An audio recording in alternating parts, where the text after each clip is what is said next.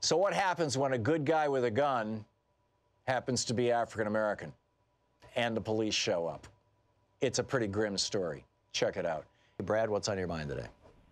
Hey, Tom, how's it going? Great. What's up?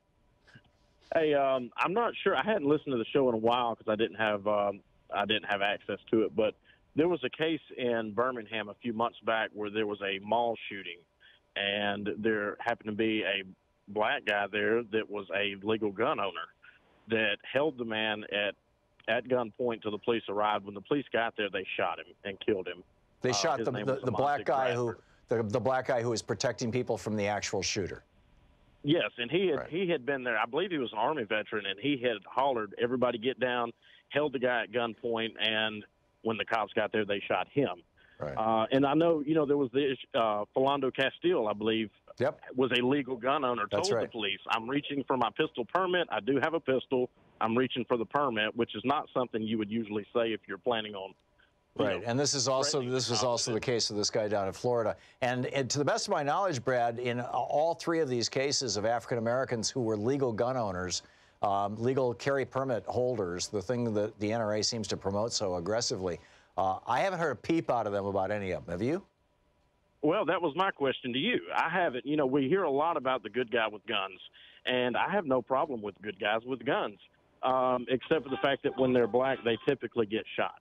Yeah. And you don't hear anything from the NRA. They were quick to stick up for David Koresh, Randy Weaver. They have a right to own those firearms, but you never hear a word out of them when it's a black man with a gun. Yeah. It's illegal. Which tells you everything you need to know. I mean, it's just. Yeah. And I'm sorry, go ahead. No, I think I said what I had to say. Well, and my other question is, at what point did the NRA really turn? Because I'm 35, and I remember being a kid, in the late 80s, the NRA offered safety courses. They were pro common sense gun control. And then it seems like some point in, I don't know, maybe the 90s or early 2000s is when they really got bought out. What was the cause of that? Was I've got a book coming out about this. It's called The Hidden History of Guns and the Second Amendment. And there, in one of the chapters, it lays out exactly what happened and when it happened. And I wrote the book about a little more than half a year ago. So I'm running from memory here. I might be a little bit off, but I'm pretty sure it was 1976 or 77 that there was this big, and up to that point, the NRA had been openly in favor of gun control legislation, rational gun control legislation, gun safety, and they were principally a membership group that promoted hunting and target shooting and the safe use of guns, right?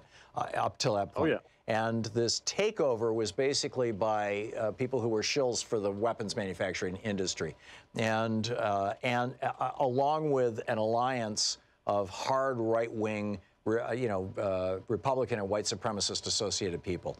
And they basically took over the NRA somewhere in the 70s. And it started getting extremely radicalized during the Clinton administration. That was the first time when Bill Clinton was elected president in '92. That was when the NRA started the real scare tactics of helping to promote the sale of more and more weapons by saying, you've got a Democrat in the White House, he's going to take away your guns. And then it went on steroids in 2008 when Barack Obama was elected president, to the point that, and I tell this story, in fact, I opened the book with this story.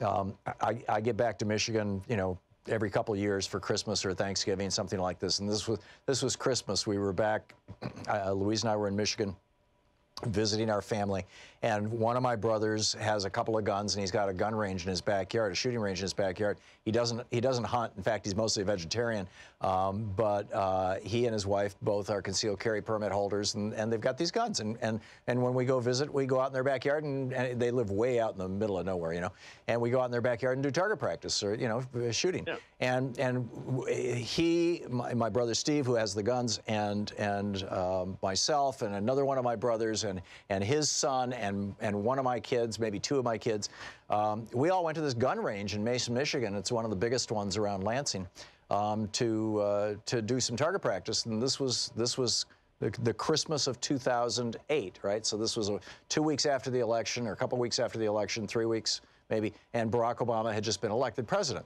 And we walk into the gun store, and there's no ammunition on the shelves, or I mean, this is a huge gun store, like over 1,000 guns, right?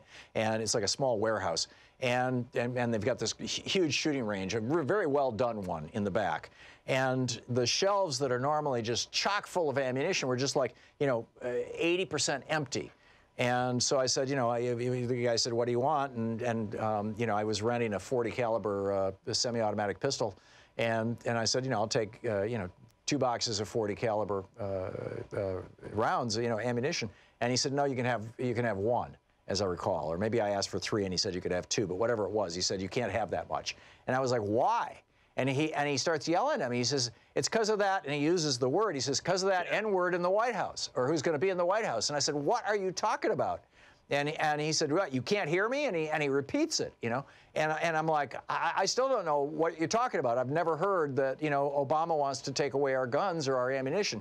And he says, "I'll show you." And he pulls a smartphone out of his back pocket and scrolls through his email, and he shows me this viral email that had 100 people on the to list about how Obama had this secret legislation, and it was called H.R. 3096, and it would ban private ownership of guns, and it would shut down and just the whole thing, right? And it was all and I read it. I'm standing there, trying to buy some bullets from this guy, and I read his email, and I said, "This is all BS. This is, there is no such thing." And he says, "Oh no, I know this is true." And I said, "How do you know it's true?" And he says, "I heard about it on the radio. I've seen it on Fox News. We know what this guy is up to." And so at that point, I just stopped, and I took my 1 or 2 boxes, whatever it was, and as did my brothers and our kids, and we went down to the shooting range and had our Christmas hangout together, but that was such a weird experience, but it gave me this, really hardcore insight into what's going on in the Foxosphere, essentially. Well, yeah, and I'm from Alabama, so I know exactly what the Foxosphere looks like.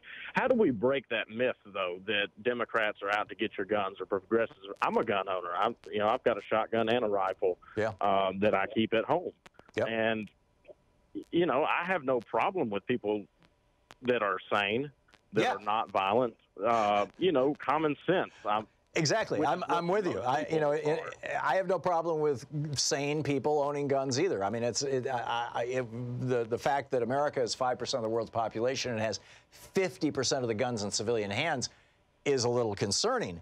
But then you dig into those statistics, and what you find is that the vast majority of those guns, something like 70–80% of them, are owned by about 3 or 4% of gun owners, by a very small number of people who are just like obsessively creating these huge gun collections. Which is a little spooky, but a lot of fear. Yeah, a lot of fear. But the fact of the matter is that the NRA and the weapons manufacturing industry have, ever since the '90s, in a big way. I mean, they were doing it back in the '80s, but Reagan was president, so they weren't screaming too loud.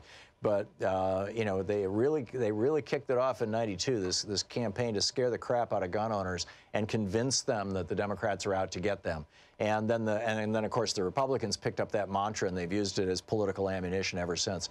Brad, I don't know how to punch through that other than keep talking about common sense gun regulation. We already have gun regulation in this country. Even the most ardent libertarian guns forever guy is not going to say that you should be able to buy a shoulder-fired surface-to-air missile, which arguably is a form of a gun, or you should not be able to buy a 50 caliber machine gun mounted on the back of a pickup truck with a belt with 300 rounds in it. That these are clearly weapons of war. I mean, the argument really isn't guns or no guns. The argument really is, where do you draw the line? And I love that argument. I'm all in favor of engaging in that argument as a rational argument. Occasionally I do with people from pro-gun groups on this program. But I think that that's all we can do.